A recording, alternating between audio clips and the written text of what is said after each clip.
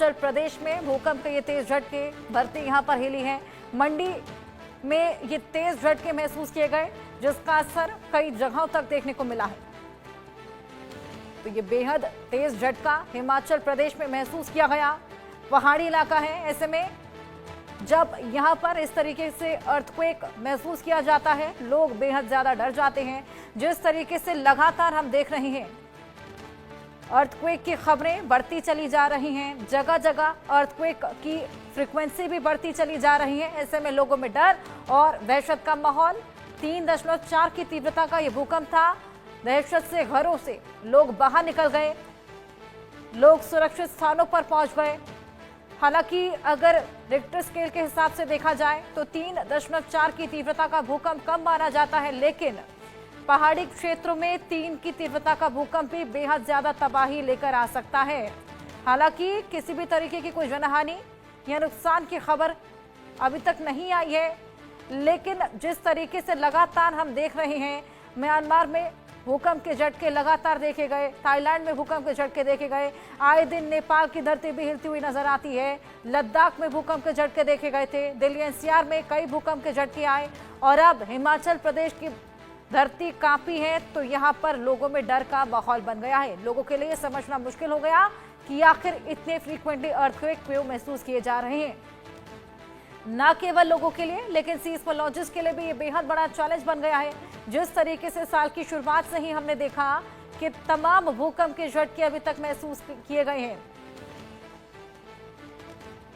ये देखिए Richter scale के हिसाब से कितना असर रहता है, तीव्रता के हिसाब से, ये भी हम आपको समझाने की ग्राफिक्स के जरिए कोशिश कर रहे हैं।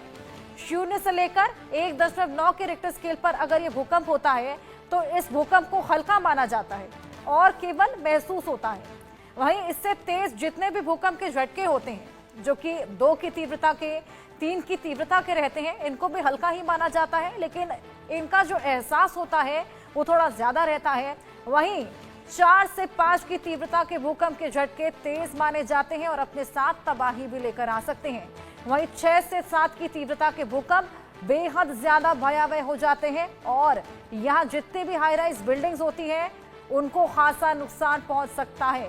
तो यहाँ हिमाचल प्रदेश में जो भूकंप का झटका महसूस किया गया वो था 3.4 का, यानी कि ये झटका बेशक हल्का था, लेकिन क्योंकि यहाँ पर पहाड़ियां ज्यादा है, पहाड़ी इलाका है, ऐसे में यहाँ पर धरती की जो कंपन है वो ज्यादा महसूस होती है। जिस तरीके से लगातार ये भूकंप के झटके देखे जा रहे हैं, कहीं ये कोई बड़ी घटना से पहले का अंदेशा तो नहीं। क्या होता है रिक्टर स्केल, ये भी आपको बताते हैं। भूकंप की तीव्रता नापने के लिए रिक्टर स्केल का इस्तेमाल किया जाता है। रिक्टर स्केल में तमाम तीव्रताएं, पैमाने यहां पर तय किए जाते हैं। जैसे कि मैंने आपको अभी बताया, 1 से लेकर 2 की तीव्रता के भूकंप के झटके कम माने जाते हैं। वहीं 2 से लेकर 3 के तीव्रता के भूकंप के झटकों को कम, लेकिन उनका एहसास ज्यादा होता है। वहीं 3 से ऊपर के जितने भी भूकंप के झटके होते हैं वो अपने साथ भारी तबाही भी ला सकते हैं। 7.7 की तीव्रता का जो भूकंप का झटका म्यांमार में आया था, उसके बाद क्या मंजर बना वो तो हम सभी ने देखा।